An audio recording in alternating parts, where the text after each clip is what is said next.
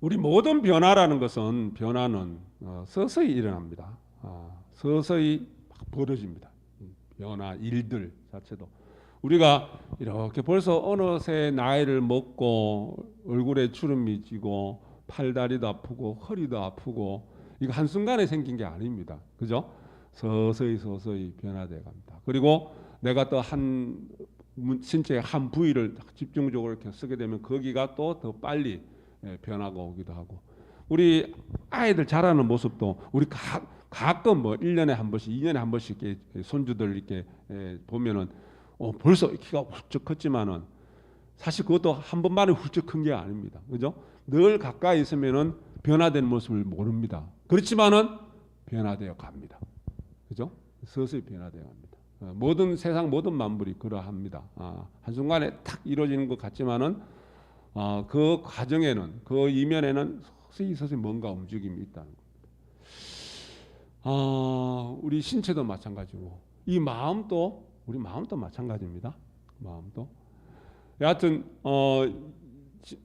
지난주인가 지지난주인가 거기 스마트 체중기라고 하나 이렇게 집에 이제 들어왔어요. 근데 스마트 체중기가 뭐냐 이렇게 보니까 요즘은 참 하여튼 시절이 좋아져서 이렇게 모르면 사용도 할 줄 모릅니다. 모르면은 그래서 그 사용 방법을 잘 알아야 되는데 하여튼 핸드폰으로 이렇게 연결해 가지고 체중계에 딱 올라가니 체중기라는 것은 뭡니까? 몸무게만 재는 거잖아요. 그죠? 몸무게만 나오는 것이 아니라 별의별 게 다 나옵니다. 뭐 내 골격이 어떠며 근육이 어떠며 지방이 얼만큼 있으며 수분이 어떠하며 무슨 신진대사가 어떠며 그런 것이 쭉 다 나와요. 다 나오는데 또 재밌는 게 뭐냐면 신체 나이가 나옵니다. 신체 나이가. 예. 제 신체 나이가 얼마나 나오냐 하면은 46으로 나왔습니다. 46세로. 그죠? 저도 깜짝 놀랐습니다. 그래서 전수님 보고 해보라 그랬습니다. 전수님 신체 나이가 부끄럽지만은 60이 넘었습니다. 그래서 제가 전수님 정말 복 많은 사람입니다. 14살, 16살 연하의 남자랑 지금 살고 있습니다. 신체 나이가 얼마나 복이 많으면은 그죠? 60 넘은 뭐 아직까지 60도 65세까지 청춘이라 그러니까 하여튼 아줌마가 46살에 청춘이랑 같이 삽니다. 하여튼 우리가 참 제가 이 말씀을 드리는 것은 그러면서 이게 체중을 내 몸무게를 이렇게 재었는데 이 모든 것들이 어떻게 보면은 이제 우리가 다 건강 지표들입니다. 그죠? 이 마음 건강도 우리가 체크를 하면 좋겠다. 그래서 이 마음이란 것도 몸무게를 딱 달았을 때 마음 무게도 딱 나왔으면 좋겠다. 내 마음 무게가 얼마인지 마음 무게가. 지금 모친은 직절보살님이 한 20년 넘은 것 같아요. 20년 넘게 수영을 하셨어요. 저렇게 건강하신 것 같아요. 하여튼 한동안 수영 다니고 하실 때 하루도 빠짐없이 몸무게를 체크했습니다. 그래서 자기가 측정해준 몸무게를 몇백 그램 오버되면은 하루 굶습니다. 네. 그렇게 이 노인네가 아가씨처럼 이렇게 몸무게 관리를 제가 하는 걸 봤습니다. 네. 자, 이 말씀을 왜 드리냐면은 우리가 신체의 변화가 신체 변화 모든 것들이 그렇다 그랬죠. 매일매일 조금씩 변화가 되고 일어나는데 어느 순간에 지나고 나면은 나도 모르게 내 몸이 2배로 불어나 있을 때가 있습니다. 그죠? 근데 자기는 모릅니다. 점검을 안 하면 모른다는 이야기예요. 점검을 안 하면. 그죠? 그것처럼 제가 이 마음도 내 마음도 우리가 내가 마음은 이팔 청춘이야 그런 마음의 나이가 아니라 내 마음의 나이가 있다면은 내 마음의 나이는 얼마 정도 될까? 그리고 내 마음의 무게는 얼마 정도 될까? 내 마음의 무게를 매일매일 달아봐서 체크해서 마음의 무게가 나올 수 있다면은 내 마음의 무게가 어제보다도 지금 몇백 그램이 오버됐어. 그러면은 얼른 내 마음에 담고 있는 거를 어떻게 해야 돼요? 버려야죠. 버려서 마음의 무게를 적정하게 유지를 해야 되는 겁니다. 그죠? 그래서 마음 무게도 달 수 있는 그런 것들이 기계가 개발됐으면 좋겠다. 그런데 사실 우리는 그걸 하고 있습니다. 내가 염송하는 그 순간은 가만히 나를 들여다보면은 한번 염송할 때 내 지금 마음의 무게는 얼마 정도인지, 적정한 무게를 내가 담고 있는지, 아니면은 내가 지금 마음이 무겁다, 마음이 힘들다 그러면은 지금 무게가 많이 나간 겁니다. 과체중입니다. 네? 그러면은 내가 한 끼 굶어야 됩니다. 내가 생각을 좀 내려놓고 마음에 담고 있는 것을 좀 버리고, 그래서 적정한 수준을 유지해야 되는데, 자, 이게 아까 이야기했다시피 내가 매일매일 점검하고 매일매일 체크 안 하면은 어느 날 나도 모르게 내 몸은 두 배로 불어나 있듯이 내 마음은 내가 감당하기 힘들 정도로 가득 뭔가 가득해서 움직이기 힘들 정도로, 마음을 쓰기가 힘들 정도로 마음이 무거워져 버립니다. 그러면 그때 가서는 내가 조절해서 뭔가 버려내고 내가 관리하고 하기가 힘들 수도 있다는 이야기입니다. 그죠? 그래서 늘 우리 염성하고 하실 때 내 마음의 적정한 무게를 한번 점검해 보시고, 무겁다 싶으면은 덜어내고, 무겁다 싶으면은 한번 좀 생각도 하지 말고, 그래서 우리 마음 무게도 그렇게 스스로 한번 매일 같이 점검하는 그러한 시간들이 돼야 됩니다. 그게 우리가 늘 이야기하는 다른 식으로 표현하면 그게 마음 공부죠. 그죠? 그게 마음 공부입니다. 자, 지난주 8월 15일 우리 강복절이 지났는데, 뭐 자성일 하고 바로 이어져서 그래서 강복절에 대한 이야기도, 강복절이 되면 늘 저는 거기 불사 시간에 말씀을 드리는 게 뭐냐면은 우리가 독립 운동을 벌이잖아요. 그죠? 일본이란 이웃 나라의 나라를 우리가 35년, 36년 동안 우리 나라를 빼앗겼습니다. 그죠? 내가 주인인데 이웃 나라가 우리 나라를 침범해 갖고 자기가 하루도 아니고 1년도 아니고 30년 넘게 자기가 주인 행세를 하고 살았습니다. 그래서 다른 사람이 와서 내 땅에 와서 우리 집에 와서 주인 행세를 하고 있으면서 나는 종으로 살았어요. 그렇게 힘들게 살았습니다. 그래서 이거 어떻게 됐든지 간에 우리가 주인을 되찾자. 그죠? 그래서 오랜 세월 동안 독립운동을 하고, 그죠? 거기에 음으로 양으로 또 정도의 차이는 있지만, 그래서 힘들게 큰 희생들을 치르고 많은 사람이 고통 속에서 죽어가고 많은 사람이 어때가 핍박을 받게 되고, 그러면서 어렵게 우리가 나라를, 우리 집을 되찾았습니다. 그죠? 되찾았습니다.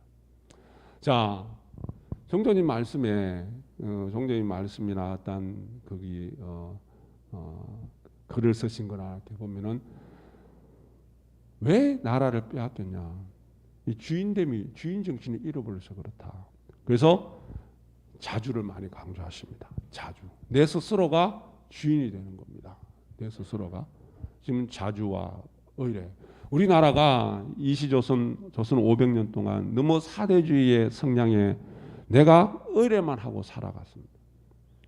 주변에 도움만 바라고 살아가고 스스로 주인 되는 모습을 잃어버리고 살아가고, 그리고 우리 국민 스스로는, 집안에는 옳고 그름을 갖고 이렇게 따지고 저렇게 따져서 편이 나눠지고, 그러한 삶을 한 400년, 500년 이상 쭉 이어왔습니다. 그죠? 그런 과정 속에서 나라가 우리가 주인됨을 자주 의식이 사라져서 결여가 돼서 국가의 운명이 바뀌어버리는, 그죠? 그래서 우리 말씀 중에는 국민의 자주 정신, 이원 자주, 스스로 주인됨이 있어야 된다. 이런 말씀들을 참 많이 하십니다. 자, 우리 드라마나 연속극이나 이런 걸, 영화도 마찬가지입니다. 보실 때 드라마 주인공들이 갖고 있는 공통점이 뭐냐면은, 드라마 주인공들이 갖고 있는 공통점들이 뭐, 드라마 나오는 분들은 대부분 그래도 탤런트고 배우들이고 하니까 이쁘겠죠. 그리고 잘생겼겠죠. 그거 빼고 그게 아니라 주인 정신이 투철합니다. 주인 정신이. 그래서 그 이전에 우리가 의례와 자주라는 표현을 썼던 것처럼 사람을 크게 나누면은 의례형 인간과 자주형 인간과 두 종류로 구분할 수 있답니다.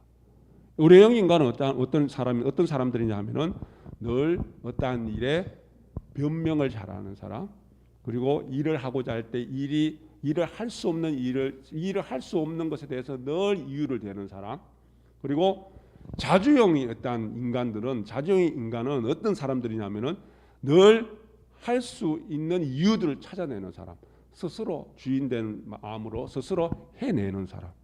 크게 이제 그렇게 나눠진다는 겁니다. 그죠? 이 드라마 속의 주인공들은 자주형 인간에 속하는 사람입니다. 거기 보면은 말도 안 되는 큰 주변에 힘들게 하는 인연들이 참으로 많습니다. 그런데 그거 다 이겨냅니다. 물론 그것을 통해서 상징적으로 우리 시청자들한테 보여주는 어떠한 메시지는 있겠죠. 그죠? 여하튼 어떠한 어려움도 다 이겨냅니다. 그리고 성격이 밝습니다. 맑고 밝습니다. 밝아요. 그죠? 그래서 가만히 보면은 우리도 하나의 상징하는 메시지는 뭐냐면 너도 이 드라마의 주인공처럼 삶의 주인으로서 살아가라. 삶의 주인으로서 살아가. 세상을 그렇게 밝게 바라다보고, 그리고 다른 사람 탓하지 말고, 원망하지 말고, 미움 갖지 말고, 용서하는 마음으로 다 포용 속에서 큰 마음으로 살아라. 그래서 우리는 드라마 주인공처럼 살아가야 됩니다. 자, 광복이란 게 뭡니까?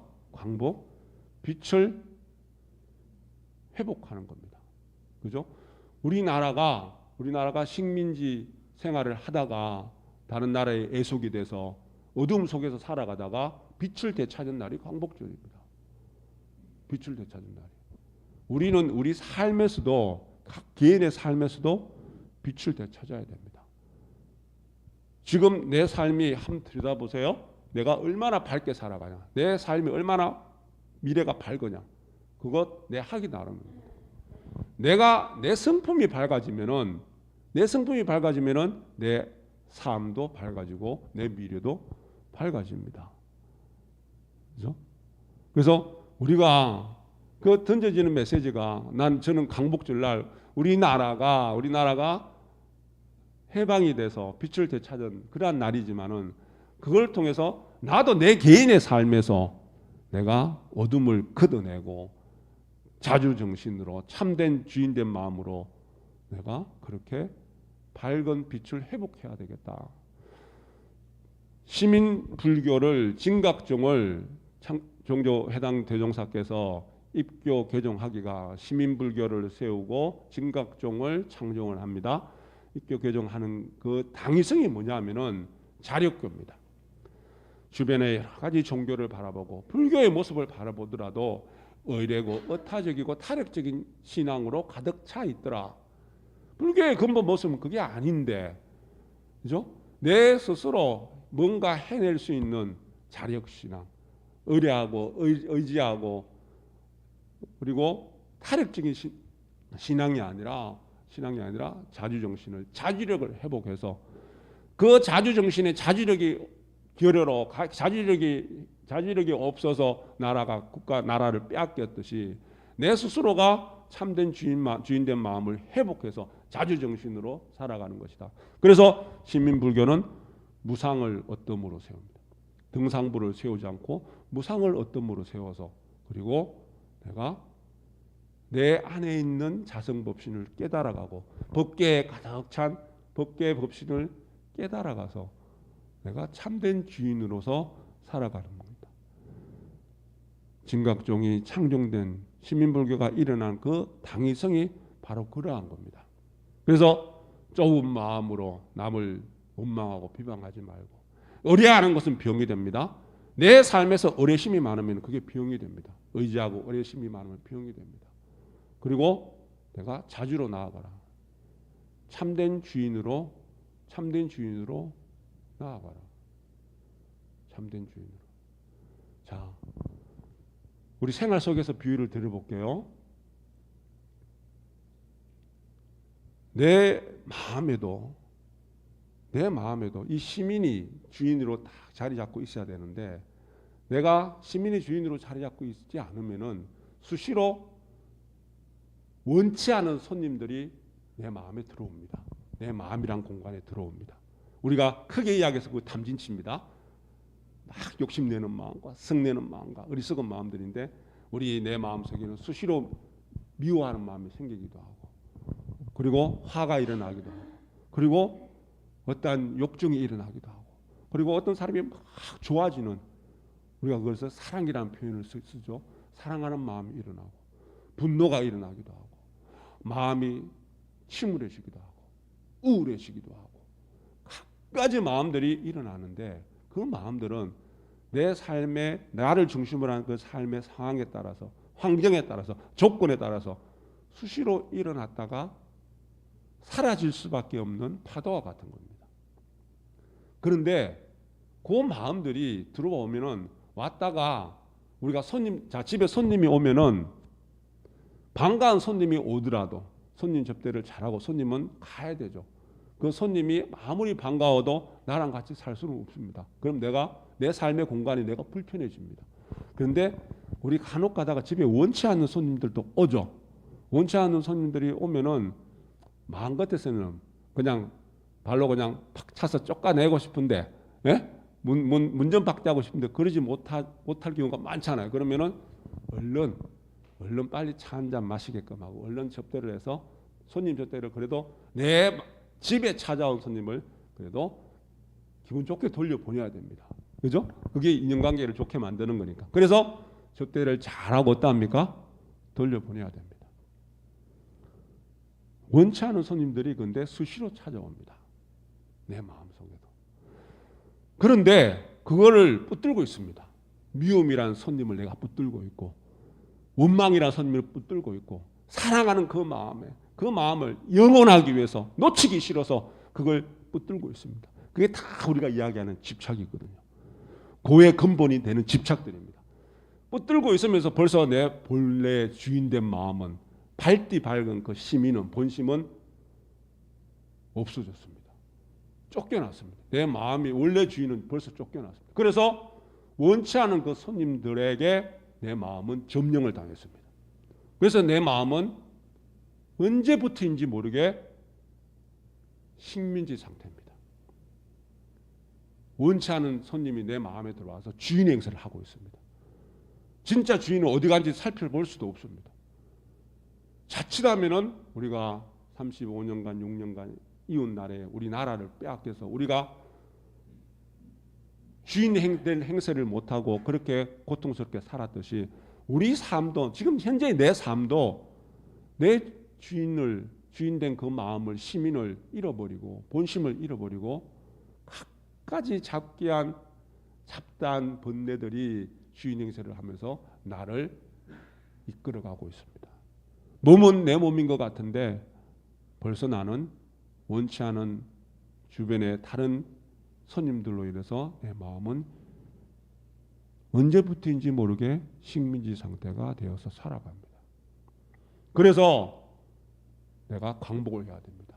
내 마음이 광복이 돼야 되고 빛을 되찾아야 되고 그 말이 뭐냐면은 본심을 일으키고 시민을 밝히라는 이야기입니다. 무엇으로서? 육자지는 염송으로서 본심을 일으키고 시민을 밝혀서 내가 정말 참된 주인으로 살아가셔야 합니다. 그래서 우리 진언행자들은 육자지는 염송하는 우리 진언행자들은 내가 미워하는 마음, 원망하는 마음을 일으켜서는 안 됩니다. 그 마음은 그러한 집착으로 가득 찬 그 마음이 가득하면은 나는 진언행자의 자격이 없습니다. 자격 미달입니다. 자격 미달되는 우리 수행하는 공부하는 사람들이 되어서는 안 됩니다. 그죠? 늘 내 마음의 빛을 되찾아서 갖고 내 삶이 늘 밝디 밝은 그러한 인연들을 만들어 가셔야 합니다. 진언봉독합니다.